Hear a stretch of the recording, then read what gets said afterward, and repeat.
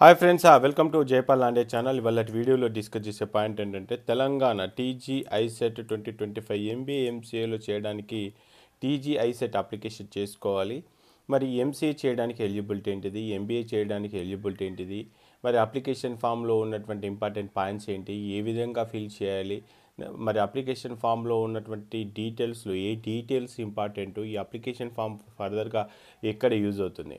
దీంతోపాటు ఐసెట్కి సంబంధించి ఇవాళ అప్లికేషన్ నుంచి స్టార్ట్ చేస్తే రేపు జరగబోయే exam, hall ticket, rank card, దాని తర్వాత కాలేజీలో allotment process, first phase, second phase, దీని తర్వాత కాలేజీలో ఫీ రియంబర్స్మెంట్, ఇలా చాలా వీడియోలు అయితే చేయబోతూ ఉన్నాం. జైపాల్ లాండే తెలుగు అప్డేట్స్ అనే యూట్యూబ్ ఛానల్ మనము లాస్ట్ ఇయర్ స్టార్ట్ చేసాము.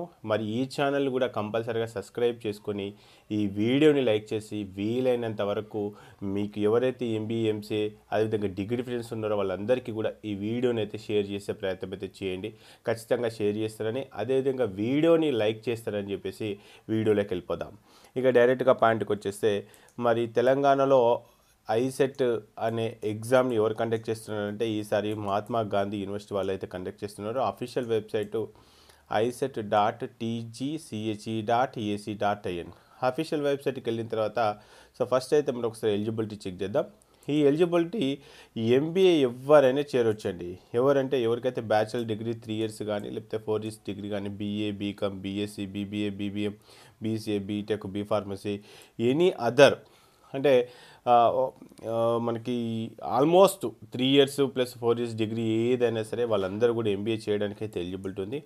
కానీ ఎంసీఏ చేయడానికి కూడా అన్ని డిగ్రీలకి, బీసీఏకి కానీ, బీకామ్ కానీ అందరికీ కూడా ఎలిజిబిలిటీ ఉంది. But with mathematics at intermediate level కానీ, లేదు అని అంటే డిగ్రీ లెవెల్లో కానీ మ్యాథమెటిక్స్ ఉంటే వాళ్ళు కూడా ఎంసీఏ చేయడానికి ఎలిజిబిలిటీ అయితే ఉంటుంది.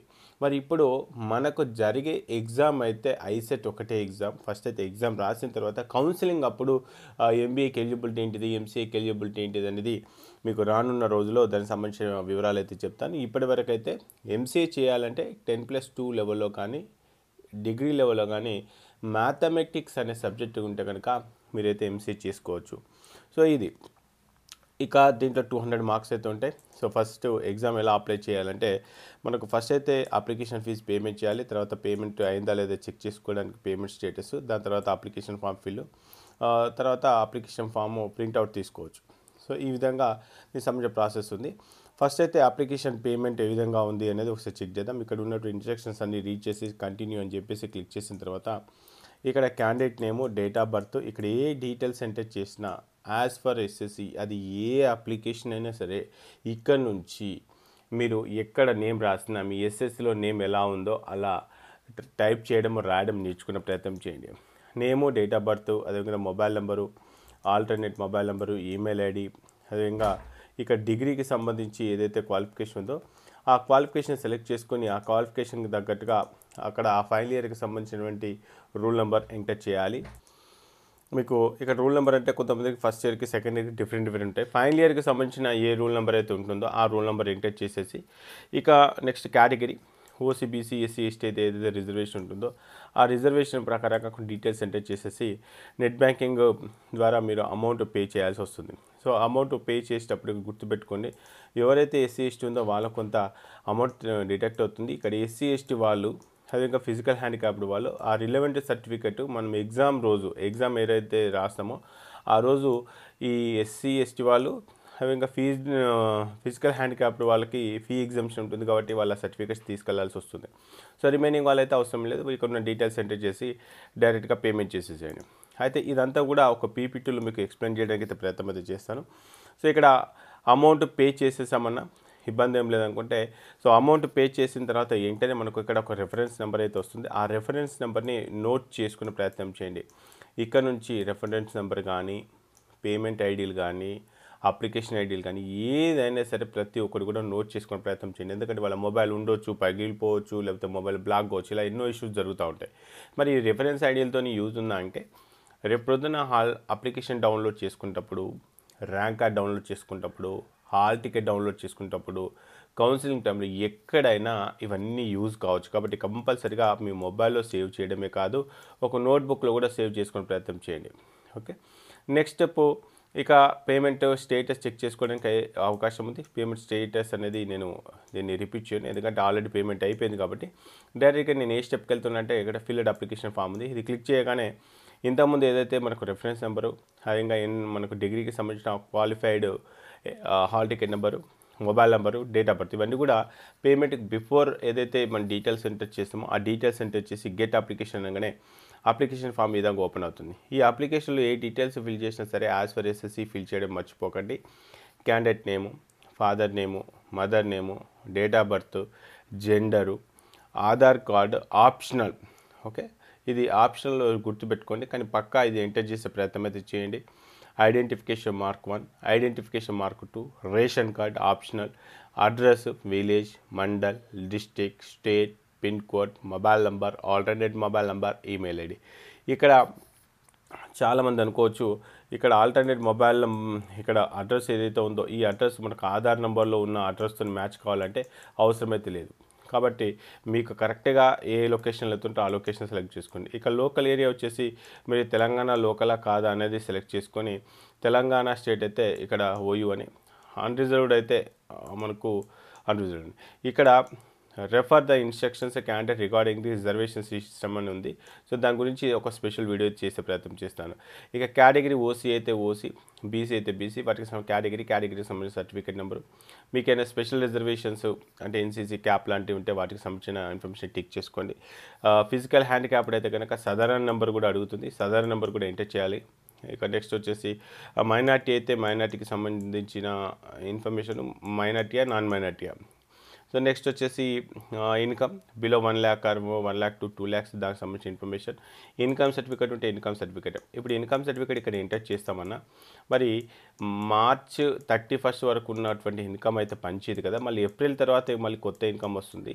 అప్పుడు కౌన్సిలింగ్ అప్పుడు మరి వేరే ఇన్కము, మరి ఇప్పుడు ఒక ఇన్కమ్ సర్టిఫికేట్ నెంబర్ ఎంటర్ చేస్తే ఏమన్నా అవుతుందంటే ఏమీ కూడా కాదు. సో ఇప్పుడు మీ దగ్గర ఇన్కమ్ సర్టిఫికేట్ నెంబర్ ఉంటే ఇన్కమ్ సర్టిఫికేట్ నెంబర్ ఎంటర్ చేయండి. మీకు ఫీ రియంబర్స్మెంట్ కావాలనుకుంటే మళ్ళీ మనకు ఖచ్చితంగా ఏప్రిల్ 1 తర్వాత ఉన్న ఇన్కమ్ సర్టిఫికేటే తీసుకొచ్చుకునే ప్రయత్నం అయితే చేయాల్సిందే. ఇక బ్యాంకు డీటెయిల్స్ కూడా అడుగుతారు, బ్యాంకు డీటెయిల్స్ ఉంటే ఎంటర్ చేయండి, లేదంటే అవసరం ఏమి లేదు, ఇది మ్యాండేటరీ అయితే కాదు. నెక్స్ట్ వచ్చేసి క్వాలిఫికేషన్ డీటెయిల్స్, మీరు బీఏనా, బీకామా, బీఎస్సీయా, బీటెకా, బీఫార్మసీయా, అదేవిధంగా యూనివర్సిటీ, అర్బనా, రూరలా, నెక్స్ట్ కాలేజ్ నేమ్ ఏంటిది, ఎప్పుడు పాస్ అయిపోతుందో, హాల్ టికెట్ నెంబరు, వాటికి సంబంధించిన ఇన్ఫర్మేషన్ అంతా కూడా మీరు ఎంటర్ చేయాల్సి వస్తుంది. ఇక్కడ major group subject with qualifying exam అని చెప్పేసింది, వాటికి సంబంధించిన ఇన్ఫర్మేషన్ మీరు ఇక్కడ టైప్ చేయాలి. అదేవిధంగా medium of instruction Telugu, Hindi, Urdu, వాటికి సంబంధించిన ఇన్ఫర్మేషన్. నెక్స్ట్ వచ్చేసి ఇంటర్మీడియట్ సంబంధించిన details, intermediate hall ticket number, ఎప్పుడు పాస్ అయ్యారు, ఏ ఇయర్లో పాస్ అయ్యారు, ఏ మంత్లో పాస్ అయ్యారు, ఇంటర్మీడియట్ బోర్డు. నెక్స్ట్ 10th క్లాస్కి సంబంధించిన ఇన్ఫర్మేషన్, 10th క్లాస్కి సంబంధించిన hall ticket number, year of pass, month, SSC board.